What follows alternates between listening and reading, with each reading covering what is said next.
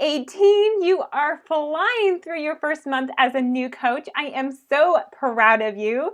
Today, we're going to talk about a topic that I just love, and that is how to increase engagement on your social media. So on Instagram and on Facebook, because the more people that we can get engaging on your posts, the more people are going to see it, the more quickly you're going to grow your audience, and the more quickly you're going to find more challengers and coaches. So before I go into those top tips for you guys, I just want to say this. If you feel like you have been working really hard on your social media posts, you've been working really hard on your pictures, you've been putting a lot of thought into this every day, and you're only getting, maybe a couple people responding, a couple people liking, and you're wondering, is anybody even seeing my stuff? That's totally normal. It takes time to grow a social media presence, and it just does. In the beginning, my posts got liked like hardly at all, and it was typically like my mom and my husband. I'm like, oh, gee, thanks. Now I have lots of people to reach out to, and I remember just feeling like, God, I'm putting all this work in, and is anybody even seeing my stuff? And so I just want you to rest assured that that's totally normal, and your engagement will grow as you continue to stay consistent, you continue to show up on social media, and you continue to grow your following and interact with your followers. The more engagement you're going to see on your posts. So don't give up if it's been, maybe a little bit lower than you were expecting. So let's go in on what you can do to boost engagement. So first, we're going to start with Facebook. Now, this like little tip is going to be amazing, and it's literally going to make your engagement go way up. What you want to do 10 minutes before you make your post is you want to go into Facebook and just be an engaged user. Because people want, Facebook wants people to be using their platform for social purposes.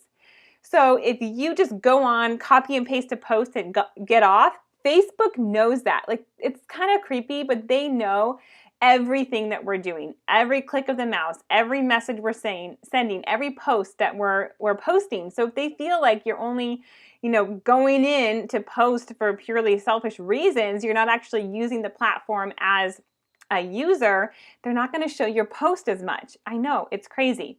So what you want to go in and just spend 10 minutes in your newsfeed engaging, reading people's posts. They actually even know if you click more and you read the entire post. It's kind of crazy. But are you reading the entire post, and then are you commenting on that picture? Are you watching the whole video, or are you only watching the first 5 to 6 seconds and then commenting? They know. So go on there and be a user.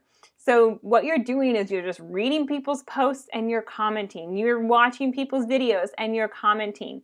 One thing I really like to do is keep a list of people who I'm currently talking to, about challenge packs or talking to about coaching, and I like to go in and engage on their content, because then I know they're going to see my content. If I engage with them, they're going to see my stuff. So spend 10 minutes before you post going in and engaging.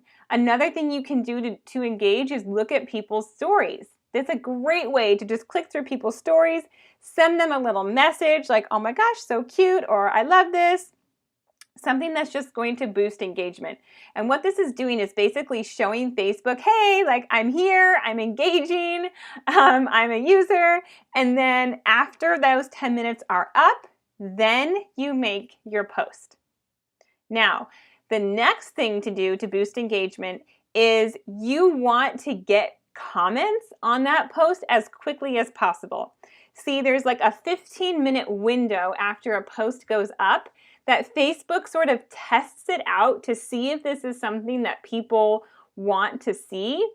And how they determine whether it's a post that people want to see is whether it gets likes and comments.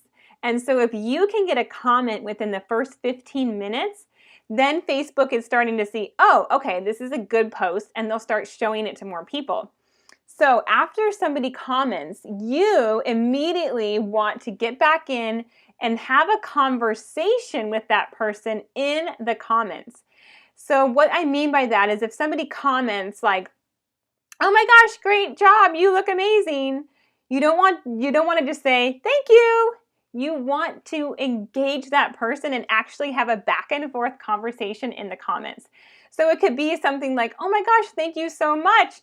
What have you been up to lately? Or a long time no talk. What have you been up to? Or if you know the person better, you can ask them a question that's more relevant, but maybe it's just a stranger. But having that back and forth in the comments with people boosts your post up more in the newsfeed. So basically, Facebook sees the more comments that you can get, the more that your post is going to get shown to other people. So going back in and having those conversations in the comments is super, super important. And you can help your fellow coaches out, your fellow team members out as well by, if you see a post of theirs, go in there and comment, because that's going to boost it back up in the news feed so more people see it. For me personally, I have a list on my phone, it's called a friends list, and I have all my coaches in there. And every single day I click on that and I try and go through and comment on everybody's post, because I know that's going to get it boosted up in the news feed so more people are going to see it. So that is a super, super important thing to do. Get on Facebook, engage for 10 minutes, make your post, and then engage in the comments underneath, okay? Now let's talk about Instagram. So Instagram, first tip is the same thing. You want to comment back, reply back to every single person who comments. I always like to say, like, you're not Beyonce, right? You have plenty of time to engage with your audience, to reply to people's comments, because they took the time to see your message, to comment, to leave you a comment on there. So you need to reply back, thanking them and engaging. Excuse me. Also going into their page, right? So when you get new followers, when new people are watching your Instagram stories, new people are liking your posts, going to those people's pages and engaging on their photos. That is going to help you in the Instagram algorithm, because they see that you're being an engaging person. You're engaging in the platform, okay? So make sure that you are engaging. Said that word a lot.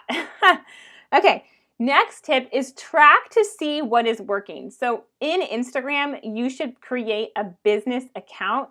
You don't have to make a separate account. You just make your account that you already have a business account. There's like a little something you can tag in the settings. I can't remember exactly what it is, but if you go to your profile, you go to the settings, you can choose business account, and that allows you to see feedback. I'm going to bring it up right now. Feedback on your posts, so you can track and see what is working, and you can duplicate that. So I'm in my Instagram profile right now. Okay. So you see the little circle with the arrow, and then right next to it, those little lines. So click on that, okay? And that's going to show you your insights. It's going to show you, how many new followers you have, how many posts you've done, and ideally, that number, see right there, should be going up every single week, yes? Okay. Then you can go down on your posts, and you can click through and you can see how many people engaged on each post, okay? So you'll see right down there, and you can just scroll through your most recent posts. And so you can see, okay, which of those posts got the most engagement? And then you can aim to duplicate that. So was it a really great picture? Was it the hashtags I used? What did I say in those first sentence or two, which is so, so important for grabbing people's attention? So making sure that you're paying attention to what is working so you can duplicate that. The other one you want to do is call to actions in your Instagram stories. Like I have already said, you should be inviting to the challenge group or inviting to the coaching opportunity every single day in your Instagram stories. Now, I like to send people to fill out the link in my bio in my Instagram stories, or send me a message. And you can create this for yourself really, really quick through a service called Linktr. Gosh, I think it's Link. What is it? Sorry, I just totally spaced. I think it's linktr.ee. Okay. and you go there and you can add 3 different links. So I'm in my Instagram profile right here, and you'll see underneath where I have work with me, and you can click on that. And then it pulls this up, and there's 3 different options that people can click on. It's work out with me, find me on Facebook, or become a coach and work with me. So they can tap on any one of these. So say they tap on work out with me. Then I have my challenge group application right there that they can fill out. So this is all free, and you can literally go into my Instagram account and duplicate it for yourself if you'd like. You just go to the linktr.ee and you create a free profile, and then you can add 3 links in there to your Google Forms. Okay? So that's the third tip. The next one is post videos. People love seeing videos. So on Instagram, you can only post a 1-minute long video, but you can post multiple ones. So maybe you did a couple workout moves for your Instagram stories.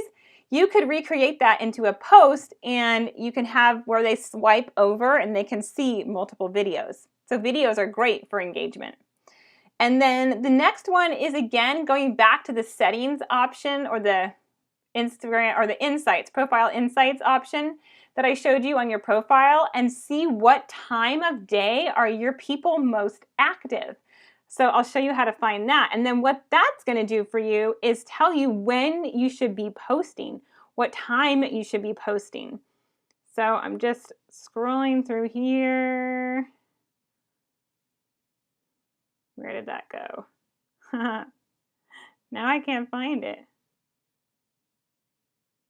Oh, no. Gosh. Okay. Well, I know it's in there. Sorry, guys. I know it's in there, and it tells you what time of day people are engaging. Oh, okay. Here we go. Sorry. All right. So if you go to followers, so you click on that little, the lines, and then you go down to followers, and then you click on see more next to followers. And then you scroll down, and it'll give you a breakdown by day when your followers are most active. So for me, it's Wednesday. My followers are most active at noon. I didn't know that. So noon would be the best time for me to make my post. And you can go through by other days, and let's see if that's consistent. So on Friday, they're most engaged from 9 to noon. So you can go through and see when is my audience most engaged, and that's when you want to make your posts. Okay, so those are my tips for how to boost engagement on Instagram and Facebook so you can get more eyes and more engagement on your content. All right, let's talk about what we are doing today. We are doing our workout, drinking our shake, and oh, hold on, here we go. That's on the wrong day. We're going to talk about the community of Beachbody, either the coaching community or our challenge group community, and what has that done for you. Then again, we're going to do another post about coaching. I now want you to start posting about coaching twice a week. Other ways that you can talk about coaching is we're lifestyle influencers. I just love this word. Instead of online health and fitness coach, which people don't really understand what that means, we're a lifestyle influencer. We influence people to change their lifestyle. Now, another thing you can talk about is what you don't want. So oftentimes when we're sharing our vision around coaching, maybe that can be a little bit intimidating for people. But if you can share about what you don't want, people can relate to that. So for me, I don't want to have to go back to working a 9 to 5. I don't want to have to go back to asking for sick days when my children are sick, or worrying about childcare, or having my schedule dictated by somebody else, or feeling like my life doesn't have purpose or direction. So those are all things that I don't want. So think about, for you, even if you haven't, accomplished your goals yet, if you're a brand new coach, think about the things that you don't want in your life that you are avoiding by becoming a coach. So basically, it's like pain versus pleasure, because people are going to be attracted to different things, right? So some people will be attracted by the vision that you have for your life, the pleasure, while other people will be attracted by the pain that you want to avoid. So that's just another way to talk about coaching. Then we're going to do your 5 to 10 Instagram stories. You're going to respond back to convos from yesterday and invite them to challenge groups or coaching. You're going to track your conversations and invites, follow up, expand your network on Facebook and Instagram, post in your challenge group or my challenge group or whichever one you're in, and support everybody in there and check into the team page. And that is day 18.